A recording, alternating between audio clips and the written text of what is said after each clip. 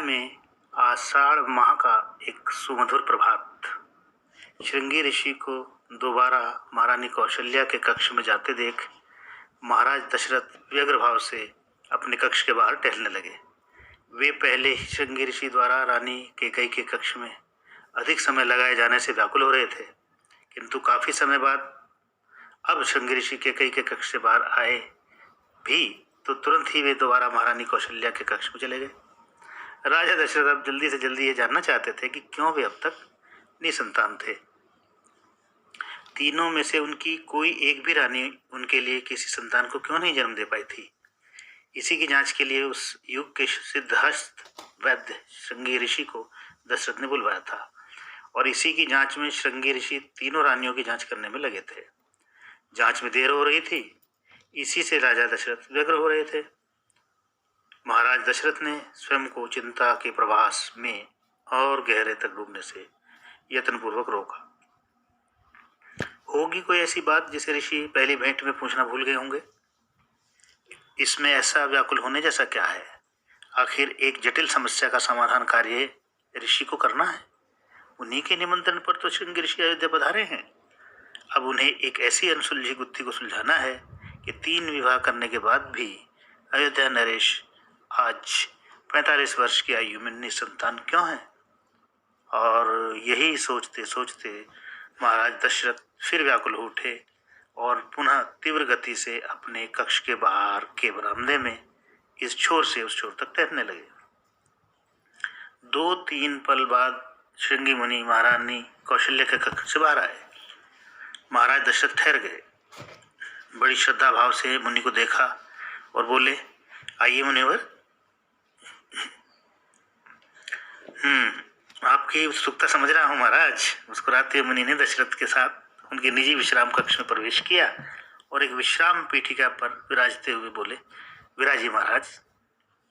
महाराज दशरथ ने भी आसन ग्रहण किया और मुनि के कुछ कहने की प्रतीक्षा करने लगे। महाराज, आपकी तीनों रानियां संतानोत्पत्ति के योग्य हैं। आप ही सत्य कह रहे हैं मुनिवर? दशरथ सुखद आश्चर्य से उनका मुख देखने लगे। हाँ महाराज, मैं सत्य कह रहा हूँ।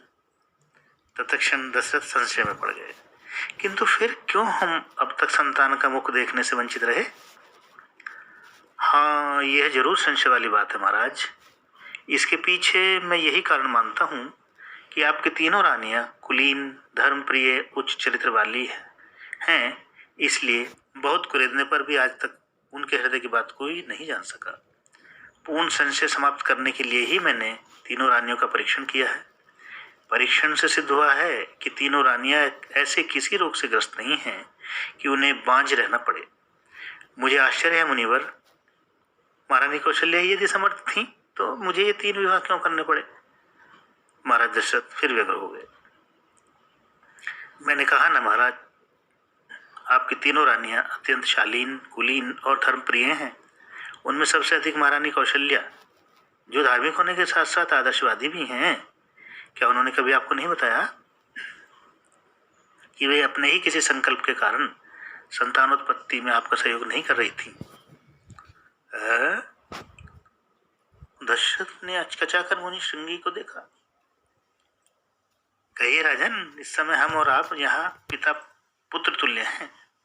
वैद्य के साथ रोगी या उसके परिचारक यदि आपस में संकोच से काम लेते हैं तो रोग की चिकित्सा नहीं हो सकती। नहीं, वो बात नहीं है मुनिवर, किंतु मैं इसलिए झिझक रहा था कि आप उस छोटी सी बात को मेरे मन का भ्रम न मान लें। और स्वयं मैं भी अब विवाह के इतने वर्षों बाद उसे भ्रम मानकर ही भुला चुका हूँ, क्योंकि मुझे आप अब भी नहीं कह पा रहे हैं महाराज। चलिए मैं ही कहता हूँ। बात यह है कि महारानी की कौशल्या आपसे विवाह से पूर्व ही विलंब से संतानोत्पत्ति करने का संकल्प ले चुकी हैं। अरे मुनिवर, ये क्यों? दशरथ हैरानी से उनका मुख देखने लगे।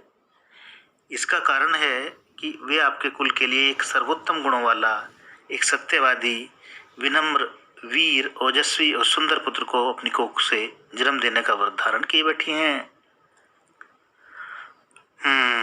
दशरथ का मुंह खुला का खुला रह गया। इसके लिए उन्होंने बताया कि वे किसी संत से अत्यधिक प्रभावित थीं। संत के कहे अनुसार वे मानती हैं कि यदि आप 40 वर्ष की आयु तक तन मन से ब्रह्मचारिणी रहकर उसके विषय में ही रात दिन चिंतन करते हुए पति से देह मिलन करेंगी तो आपको सर्वोत्तम गुणों वाला वैसा ही सुविचारित पुत्र होगा जैसा आप माता पिता चाहते हैं। मुनि श्रृंगी ने उन्हें बताया, यह पुत्र आपका और कुल का मान बढ़ाने वाला होगा। इसी इच्छा के वशीभूत महारानी कौशल्या ने यह संकल्प किया हुआ था और वे संतानोत्पत्ति की सभी संभावनाओं को रोके हुई थी। क्या इस बात की उन्होंने आपसे कभी चर्चा नहीं की?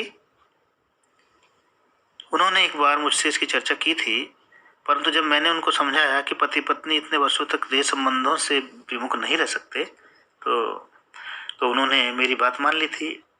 इसके बाद आज तक मुझे कभी ऐसा नहीं लगा कि हमारे संबंध पति पत्नी जैसे नहीं। हम पूर्ण रूप से तन मन से एक दूसरे को समर्पित हैं। इसके बाद तो मैं इस चर्चा को ही भूल गया था। दशरथ ने सोच में डूबे हुए यह कहा। किंतु महाराज, रानी कौशल्या आज तक भी अपने उस 20 वर्ष पुराने संकल्प से बद्ध हैं और वे अपने उस स्वप्नशील पुत्र की प्राप्ति के लिए संतानोत्पत्ति को टाल ही रही हैं। किंतु मुनिवर, मैंने कहा ना कि हम दोनों पति पत्नी एक दूसरे को असीम प्रेम करते हैं और हमारा अनेकों बार प्रणय संबंध स्थापित हो चुके हैं। दशरथ हैरानी से मुनि श्रृंगी का मुख निहार रहे थे।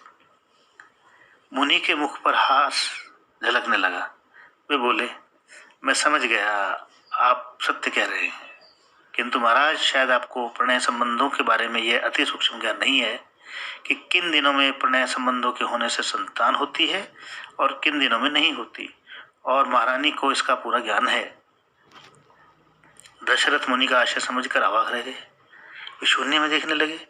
क्षण भर बाद बोले, यह तो महारानी की चतुराई हुई।